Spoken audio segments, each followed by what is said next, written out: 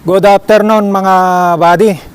Nandito tayo ngayon sa isa sa pinaka-lumang mansion ng dating pang-sampung presidente ng Pilipinas na si Ferdinand Edralin Marcos. Ito po, matatagpuan po dito sa Barangay Casile, Cabuyao, Laguna City. At ito pong mansion na ito mga buddy ay tinayo noong 1980s.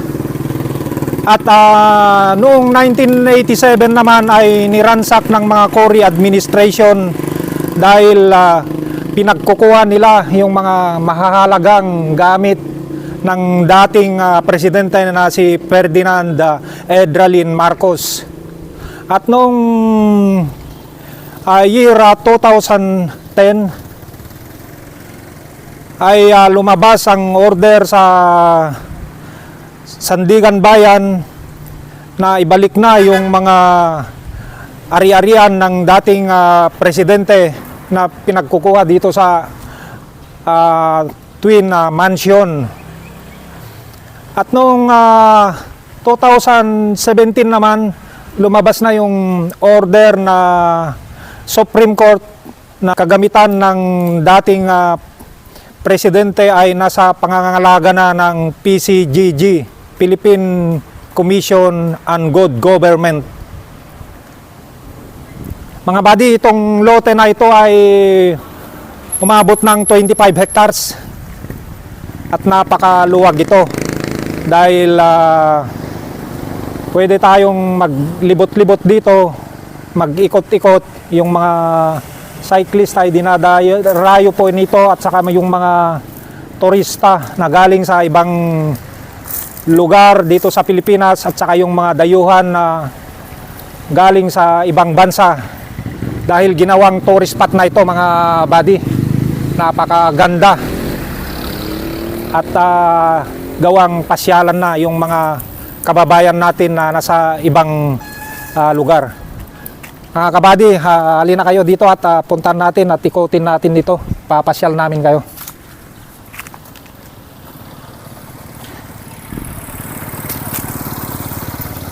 Ito po, kitang-kita nyo yung mga bintana niya ay mga talagang basag-basag na rin, luma na.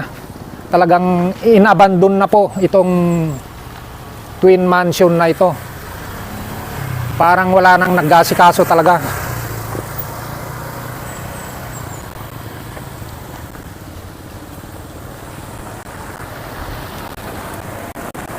Kita nyo naman mga buddy, itong harapan ng Twin Mansion ay kitang-kitang lumang-luma na talaga. At siguro yung mga caretaker dito at hindi na rin nila inayos ng mabuti. Dito mga buddy, kitang-kita nyo yung painting ng dating presidente na si Ferdinand Edralin Marcos na napakakinis pa mga di. At kitang-kita nyo yung mukha ni dating presidente at saka si Madam Imelda Marcos. Makinis pa mga buddy yung kanilang mga painting.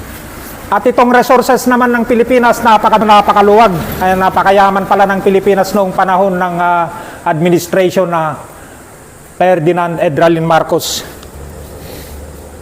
Di mga kabady, dito sa loob, sipin natin, kitang-kita mo sa loob na wala nang pumapasok dahil nakapadlock na. Pero nung unang punta ko dito parang may mga gamit pa Kaya lang ngayon wala na. Siguro talagang yung mga gamit ay pinagkukuha na. Dito tayo sa bandang likod mga buddy at itutur kayo namin, lilibutin natin to.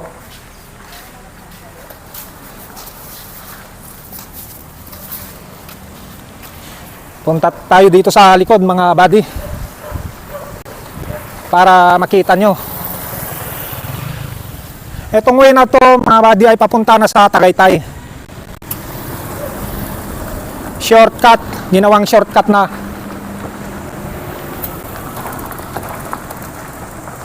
Dito yung mga bintana ay talagang butas-butas na rin, talagang luma na itong mansion na ito.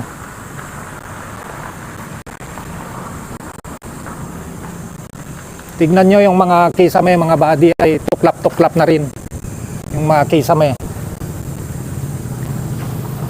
Yung mga kisame ay mga tuklap-tuklap na rin. Tanging ang mga caretaker na lang ang natira dito sa loob. Nandyan po sila sa loob.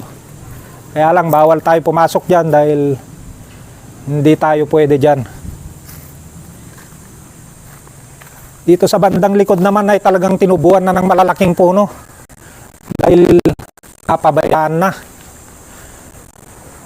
Kaya siguro bawal na rin magpagabi dito dahil sabi nga nila may nagbabantay daw dito na ibang tao, kaya napakahirap at nang magpagabi. Hanggang dito na lang mga buddy. Please follow, like and share Buddy T Vlog.